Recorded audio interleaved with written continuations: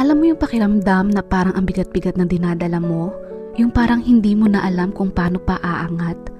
Pero sabi sa Romans 8:18, lahat ng sakit, lahat ng pagod, lahat ng iyak, hindi yan matutumbasan ng kasayahang hinanda ni Lord para sa'yo. What this means is, hindi permanente ang sakit. May kapalit na mas higit pa, joy, peace, glory. God is not blind to your suffering. He's allowing it for a purpose, and He's preparing a reward.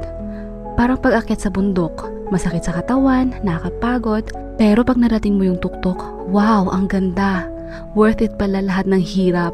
So ask yourself, ano ang mga sakit o paghihirap na pinagdadaanan ko ngayon? Pinaniniwalaan ko ba na may mas magandang darating?